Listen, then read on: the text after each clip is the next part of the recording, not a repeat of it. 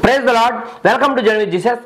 ప్రియులారా, ఈ వీడియోలో మనము జంతువులకు ఆత్మ ఉంటుందా, ఉంటే ఎందుకు ఉంటుంది, లేకపోతే ఎందుకు ఉండదా అన్న విషయాన్ని తెలుసుకుందాం. అయితే విషయంలోనికి వెళ్లే ముందు మొదటిగా Bible is real and true book అని ఖచ్చితంగా కామెంట్ చేయడం మర్చిపోకండి. ఈ వీడియోని లైక్ చేయండి, అలాగే ఈ ఛానల్ను సబ్స్క్రైబ్ చేసుకోండి. ప్రియులారా, ఇంకా కనుక మనం విషయంలోనికి వెళ్తే జంతువులలో ఆత్మ ఉంటుందా అంటే, ఒకవేళ జంతువులలో ఆత్మ ఉంటే కనుక దేవుడు మనుషులకు ఆహారముగా వాటిని చంపుకొని తినమని ఇవ్వడు. అయితే దేవుడు చేసిన ప్రాణము గల వాటిలో మొట్టమొదటిగా జంతువులను చేశాడు. ఆ విషయం మనకి బాగా తెలుసు. అయితే మనుషుల విషయంలో మాట్లాడినప్పుడు దేవుడు తన జీవ వాయువును మనుషుల నాసికా రంధ్రములో ఊదినప్పుడు మనుష్యుడు జీవాత్మ ఆయనని బైబిల్ తెలియజేస్తుంది.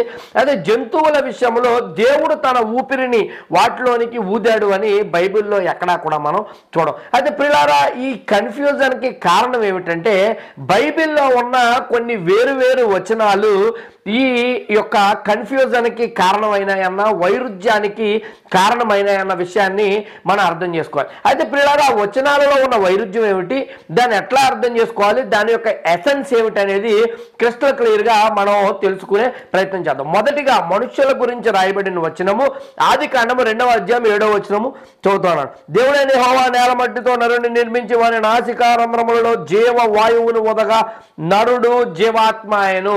ప్రియులారా, ఇక్కడ నరుడు జీవాత్మగా ఎట్లా మారాడు, దేవుడు నాసికా రంధ్రములో ఊపిరిని ఊదాడు అన్న విషయాన్ని ఇక్కడ మనము చదువుకున్నాం. అయితే జంతువుల విషయంలో ఏమి రాయబడిందంటే ఆదికాండ గ్రంథము 7వ అధ్యాయం 15వ వచనం. ఆదికాండము 7:15. జీవాత్మ గల సమస్త శరీరులలో రెండేసి ఓడలోనున్న నోవాహు వద్ద ప్రవేశించను. జలప్రళయము సమయంలో రెండేసి జంతువులు నోవాహు దగ్గరికి ఓడలోకి ప్రవేశించడానికి వచ్చిన విషయం మనకు తెలుసు. అయితే జీవాత్మ గల వాటిలో అని జంతువుల గురించి కూడా అక్కడ సంబంధించి రాయబడి ఉంది. అయితే పిల్లలు, ఈ వచనాన్ని కనుక మనం చూసినట్లయితే నరులలో ఏదైతే జీవాత్మ ఉన్నదో ఈ జంతువులలో కూడా అదే జీవాత్మ ఉన్నది అన్న అర్థాన్ని ఇస్తున్నట్టుగా ఈ వచనము మనకి కనిపిస్తుంది. అయితే ప్రియులారా, దీన్ని మనము ఎట్లా అర్థం చేసుకోవాలంటే ఈ రెండు సందర్భాలని కనుక మనం చూసినట్లయితే హిబ్రూ మూల భాషలోనికి మనం వెళ్ళినట్లయితే ఈ రెండు వచనాలకు కూడా వేరు పదాలను వాడటం జరిగింది. అయితే అందులో మొదటి పదము పేరు నఫేష్, NAPHESH. అయితే రెండవ పదము పేరు రువాక్, RUACH. అయితే నఫేష్ అనే పదము అయితే మనుషులకు జంతువులకు వాడబడింది, కానీ దేవుడి విషయంలో దేవదూతల విషయంలో వాడబడలేదు. గమనించండి, రువాక్ అనే పదము మనుషుల విషయంలో దేవదూతల విషయంలో దేవుడి విషయంలో వాడబడింది, కానీ జంతువుల విషయంలో వాడబడలేదు. అయితే వీటి యొక్క అర్థం ఏమిటంటే నఫేష్ అంటే సోల్ అని అర్థం, అలాగే రువాక్ అంటే స్పిరిట్ అని అర్థం. అయితే ప్రియులారా, అక్కడ జీవాత్మ విషయంలో గమనించండి, సోల్ వేరు, స్పిరిట్ వేరు. అయితే జంతువులకు సోల్ ఉంటుంది, మనుషులకు స్పిరిట్ ఉంటుంది. దీన్ని జాగ్రత్తగా అర్థం చేసుకోవాలి. అయితే వాడబడిన ఇదే పదాలకు ఇంకా చాలా మీనింగ్స్ ఉన్నాయి.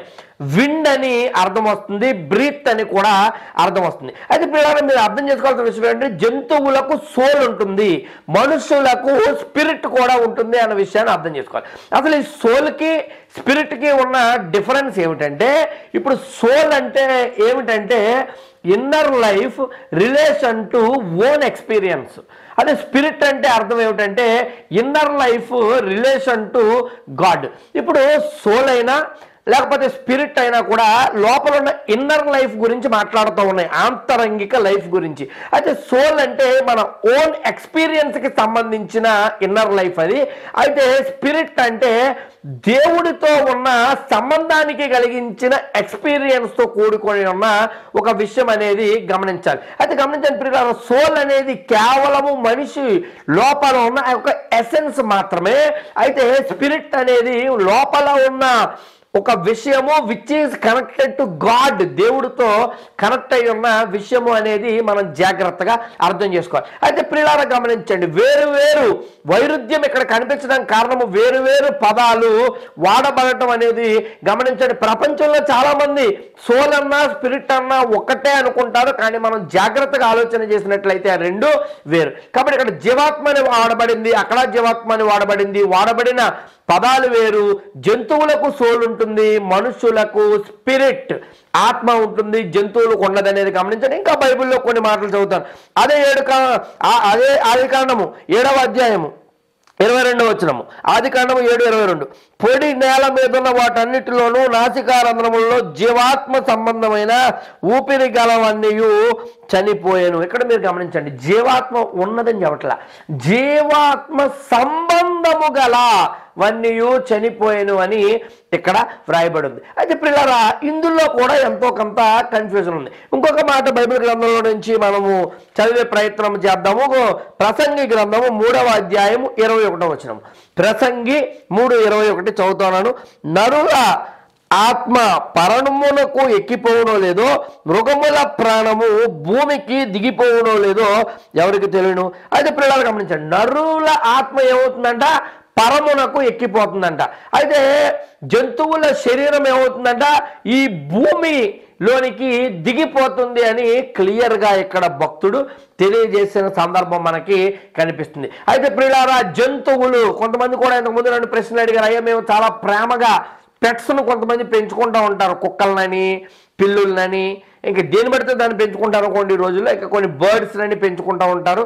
మరి చక్కటి ఎంజాయ్మెంట్ని ఆ విషయంలో వారు కలిగి ఉంటారు. అయితే వాటితో చాలా చక్కటి సంబంధాన్ని కలిగి ఉంటారు. కొంతమంది ఏమైనా చనిపోతే చాలా బాధపడి ఏడ్చి భోజనం మానేసిన వాళ్ళు కూడా చాలామంది ఉంటారు. అయితే మాకు చాలా సంబంధం ఉందండి వాటితో, మరి అవి చనిపోయినవి అవి పరలోకానికి వెళ్తాయంటారని చాలామంది అడుగుతారు. జంతువులు పరలోకానికి వెళ్ళవండి, వాటిలో ఆత్మ ఉండదు అనే విషయాన్ని గమనించండి.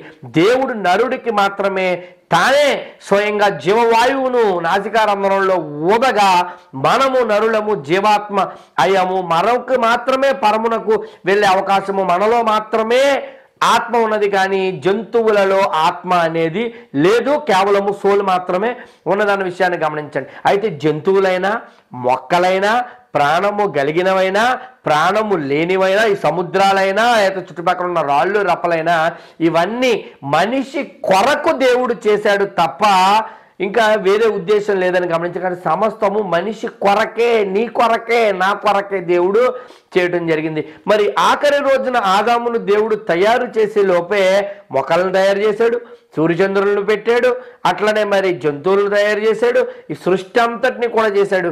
అంటే మనిషిని తయారు చేసి పెట్టే లోపే అతనికి కావలసిన సమస్త ఫెసిలిటీస్ అన్నిటినీ కూడా ముందు తయారు చేసి తర్వాత మనిషిని తయారు చేసి ఆ ఫెసిలిటీస్ మధ్యన మనిషిని పెట్టాడండి. ఎంత గొప్ప దేవుడు, ఎంత అద్భుతమైన దేవుడు, ఎంత సుందరుడు మనోహరుడు మన దేవుడు. ఆయనకు మన పక్షాన ఉన్న ప్రేమ ఎంత అమితమైనది గమనించే ప్రయత్నించండి. కాబట్టి పిల్లల జంతువుల ఆత్మ ఉన్నదా అంటే ఖచ్చితంగా ఉండదు. ఎందుకనేది మరి వైరుధ్యాన్ని గురించి కూడా వివరించడం జరిగింది. ఈ వీడియో మీకు నచ్చిందని నేను నమ్ముతాను, లైక్ చేయండి. అలాగే ఈ వీడియోస్ని అనేక మందికి షేర్ చేయండి. మా సువార్తలో మీరు కూడా మరి భారము కలిగి పాలు పంచుకోవడం అనేక మందికి చేరవేసే ప్రయత్నం చేయండి. మనకి పరిచర్య కోసం ప్రార్థించండి. దేవుడు మన దేశం దీవించును గాక. ఆమేన్.